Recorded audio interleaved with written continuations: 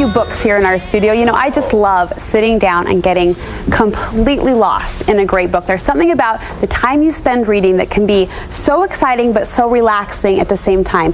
And romance novels are some of my very favorites. So to help you find a great romantic story to keep you warm on this cold winter, we've invited Trish Hull from the Salt Lake County Library System. She's a specialist in the genre of romance novels. And that's a fun title, Romance Specialist, we have here. Welcome. Thank you. Everyone loves a good book, and everyone particularly loves, I think, a good romance novel, as we've mentioned, especially in the wintertime. Well, that's true, and sometimes people make fun of romance novels, but it's a $1.4 billion industry, so there are an awful lot of people out there reading romance novels. Oh, wow, yeah. So it's a lot of fun, and it's kind of the TV version of, or the book version of a TV show that people like for just fun. Absolutely. So relaxing. We're not alone out there. No, we're not. A lot of people like them. You've broken down some of your 6 favorite reads right now. Let's start with our first one over here. What do we have? Okay, that's Blood Brothers by Nora Roberts, and she's actually one of the biggest names in the romance industry. She also writes under the name of J.D. Robb, a futuristic detective. But this book is the first of her new trilogy called The Seven... I'm going to forget it now, The Sign of the Seven.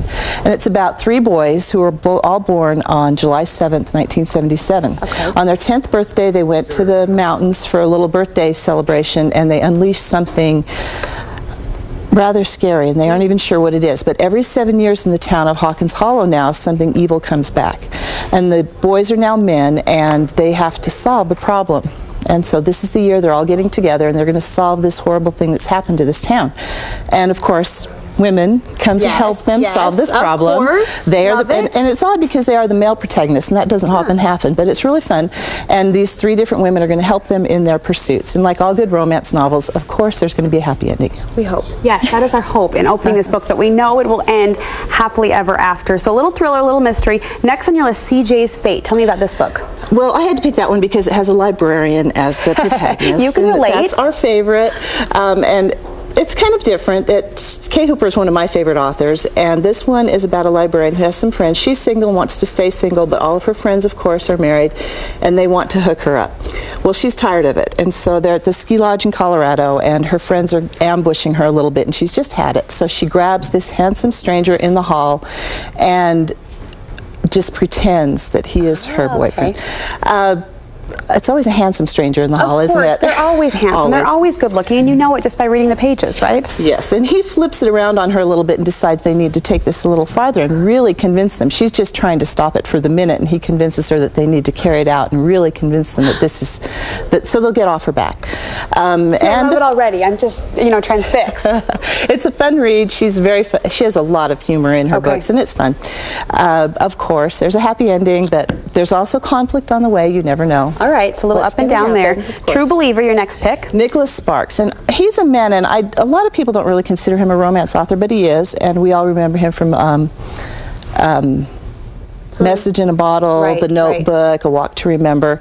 And this is a new one, True Believer, not terribly new, a couple of years old, about a scientific journalist who is fighting skeptics. He doesn't believe in the paranormal. And of course he goes to this town in North Carolina to debunk ghosts in the cemetery. Where else are ghosts going to be? Of course. And while he's there, he falls in love with the granddaughter of the town psychic. And there are all kinds of dramas. And Nicholas Sparks is a great author, and he always has good relationships in his book, and very enjoyable to read. Many of his books have gone on to be movies. Do you see this book doing that, perhaps? You never know. You never know, but it could. It would be a great one. Time for one more. What's this one?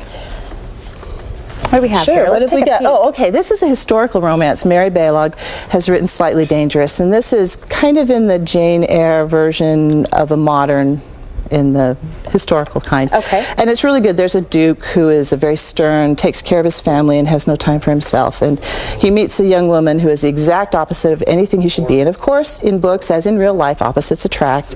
And the book is just about their relationship, and the fun they have is these 2 opposites that eventually get together. Eventually do, which we love. 4 of her 6 picks we reviewed today. To review the complete list of Trish's picks, go to our website, studio5.ksl.com, and we want to let you know about a neat opportunity. If you're always on the look for that book that you want to like, that next book you want to love as well as you liked the last one you read, a great opportunity at the library to have a personalized list created for you, right? Right. You can go to our website and click on the personalized book list link, and you put in the things you would like in a book. Maybe you've read a book you like recently and you want more books like that.